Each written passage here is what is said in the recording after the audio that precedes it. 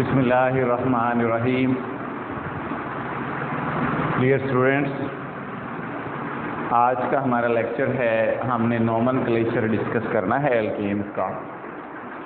तो ये समझ लें कि नोमेनक्लेचर का बेसिकली तो लेक्चर 1 बनता है एल्केन के हवाले से, लेकिन एल्केन का इंट्रोडक्शन भी एक दिन मैंने करवाया है, उस हवाले से ये लेक्चर 2 बनता है। एनीहाउ, हमारे पास तकरीबन 3 लेक्चर्स में हमने इसको कवर करना है। चौथा लेक्चर जो है वो मैं इंशाल्लाह आपको प्रैक्टिस के लिए एक लेक्चर करवाऊंगा, जिसके अंदर जो है आपकी प्रैक्टिस होगी कि हमने ऑर्गेनिक कंपाउंड्स के नाम कैसे लिखने हैं। तो सबसे जो पहला लेक्चर है उसके अंदर मैंने आपको लास्ट लेक्चर में बताया था कि अल्केन्स के कितने कार्बन हों तो उसका क्या नाम होता है। पेंटेन 5 कार्बन वाली को कहते हैं, हेक्सेन 6 कार्बन वाली को कहते हैं। तो इसी तरीके से हमने इनके मुख्तलिफ जो है वो नाम लिखे थे। तो आज का हमारा लेक्चर है बेसिकली हमने बाकायदा सिस्टमेटिक वे से इनके नाम लिखने हैं। तो सबसे जो पहला लेक्चर है वो आपके सामने है कि मैंने आपके सामने लिखा है कि आप सबसे लॉन्गेस्ट चेन सिलेक्ट करेंगे। यानी हमारे पास जो पहला काम होता है वो सिलेक्शन ऑफ चेन होता है, और हमने वो चेन सिलेक्ट करनी है जिसमें सबसे ज़्यादा कार्बन एटम्स होते हैं। अब सबसे ज़्यादा कार्बन एटम किस में होंगे, जौन सी में भी होंगे, हमने उसको सिलेक्ट कर लेना है।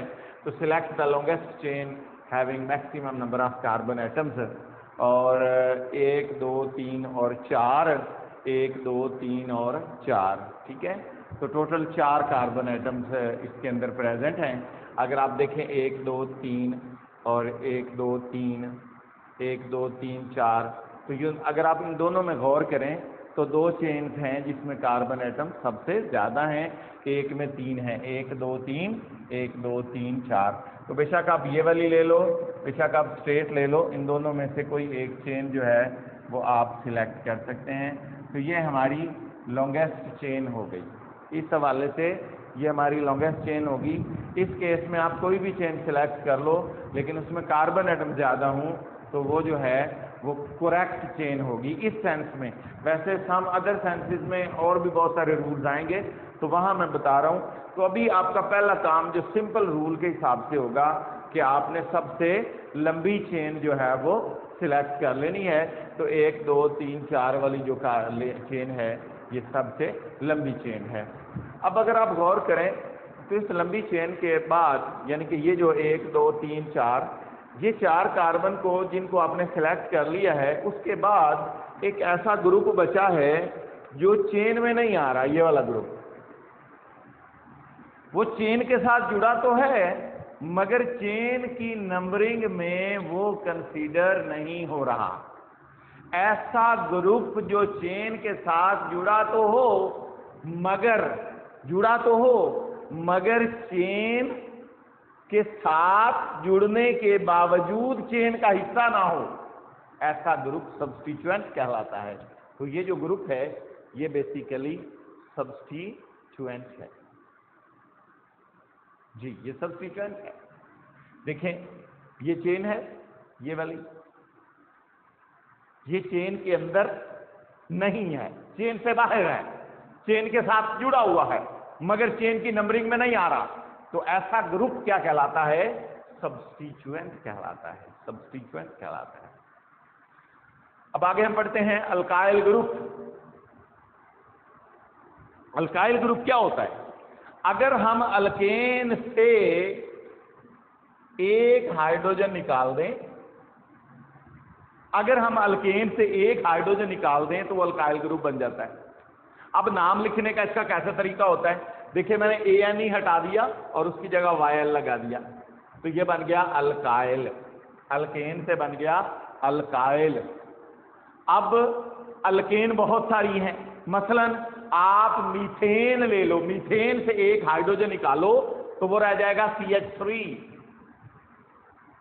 और CH3 मीथेन का ANE हट जाएगा, YL लग जाएगा, तो ये मिथाइल बन जाएगा। इथेन से इथाइल बन जाएगा, प्रोपेन से प्रोपाइल बन जाएगा, ब्यूटेन से ब्यूटाइल बन जाएगा, एंड सो ऑन। तो अल्केन से एक हाइड्रोजन निकालने के बाद आपका जो ग्रुप होगा वो अल्काइल ग्रुप हो जाएगा। इसी तरीके से ये सिनेरियो यहां पर कंप्लीट आपने अंडरस्टैंड कर लेना है कि अल्काइल ग्रुप क्या होता है और सब्स्टिट्यूएंट क्या होता है। उसके बाद हम चलते हैं, वो कह रहा है पहला काम है हमारा चेन को सिलेक्ट करना, दूसरा काम है नंबरिंग करना और नंबरिंग आपने उस तरफ से शुरू करनी है जिस तरफ से सब्स्टिट्यूएंट करीब हो। तो देखें, ये आपने चेन सिलेक्ट कर ली, ये चेन सिलेक्ट हो गई जैसे पहले आपने सिलेक्ट किया।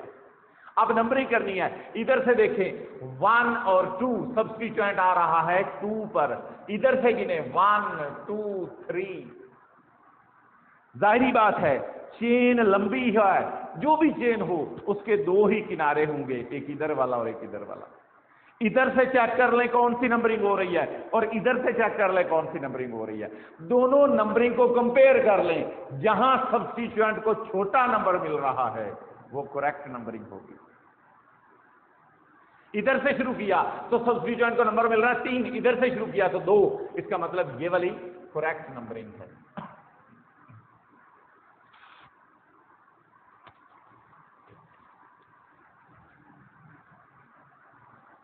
उसके बाद रूल नंबर 3 है, इसमें आपने नाम लिखना है। बड़ा आसान तरीका है कि आपने नाम लिखते हुए सबसे पहले सब्स्टिट्यूएंट का नाम लिखना है और फिर पेरेंट चेन का नाम लिखना है। सब्स्टिट्यूएंट का नाम लिखते हुए यहां बात मैंने नहीं लिखी, आपने सब्स्टिट्यूएंट की पोजीशन भी लिखनी है और पोजीशन और नाम के दरमियान डैश डालनी है, डैश। तो सबसे पहले ये चेन सिलेक्ट कर ली, जो सी मर्जी कर लें, मैंने आपको कहा है लॉन्गेस्ट चेन होनी चाहिए, ये हो गई, ये चेन सिलेक्ट हो गई। दूसरा काम मैंने भी आपको बताया नंबरिंग का हो गया, 1 2 3 4, ये नंबरिंग हो गई।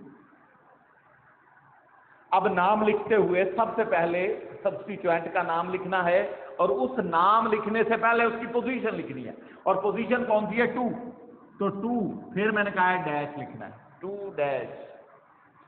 CH3 का नाम मैंने अभी बताया है मिथाइल होता है, CH3 मिथाइल को कहते हैं, तो ये मिथाइल हो गया, मिथाइल,